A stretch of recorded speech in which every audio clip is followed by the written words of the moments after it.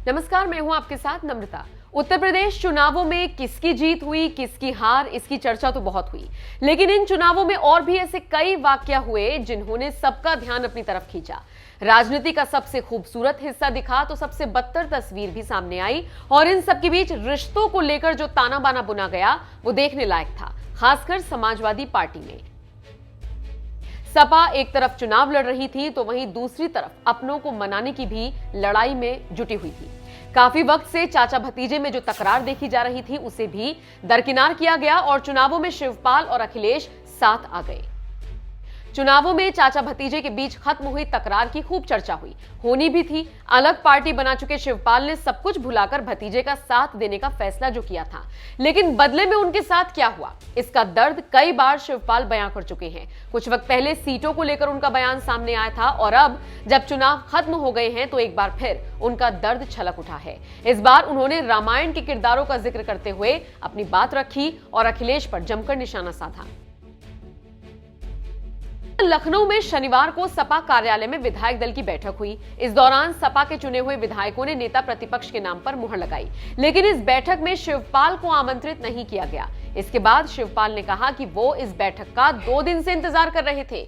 अपनी नाराजगी जाहिर करते हुए इटावा में भागवत कथा में शामिल हुए शिवपाल ने कहा, भगवान राम का राज तिलक होने वाला था, लेकिन उनको वनवास जाना पड़ा। इतना ही नहीं, हनुमान जी की भूमिका भी बेहद महत्वपूर्ण थी, क्योंकि अगर वो नहीं होते तो राम युद्ध नहीं जीत पाते। ये भी याद रखें कि हनुमान ही थे जिन्होंने लक्ष्मण की जान बचाई।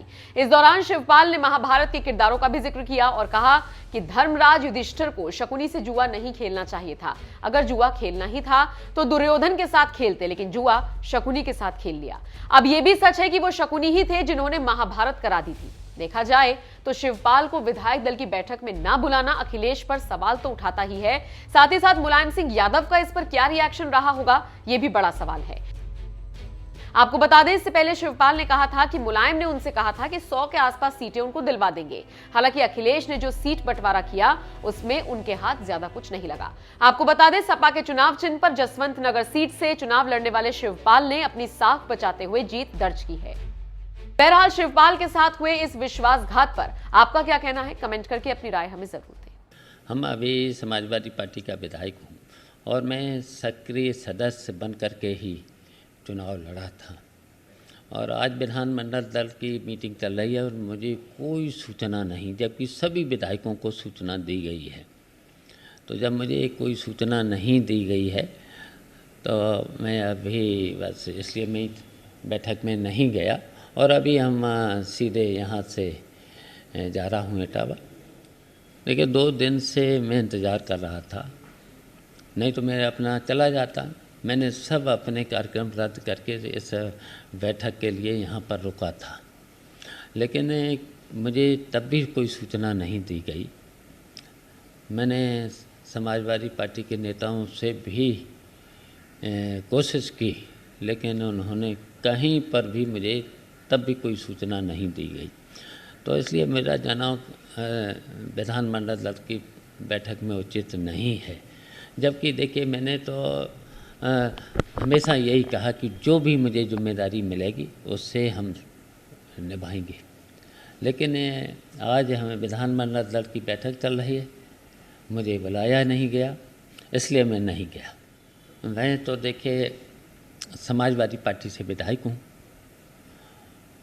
और अब ये तो सब राष्ट्रीय नेतृत्व समझे। अब जब मुझे निमंत्रण नहीं दिया गया, कोई सूचना नहीं दी गई, तो आगे बहुत समय आएंगे। अभी तो मुझे कुछ नहीं कहना है। अभी इस बारे में आगे का कुछ नहीं कहना। अभी तो मुझे अभी कुछ नहीं कहना। कोई बात करेंगे कि नहीं बुलाया गया उसके बारे में, या उधर से कोई अगर मैसेज आता है कि राष्ट्रीय नेतृत्व अगर बात करेगा तो बिल्कुल हम बात करेंगे।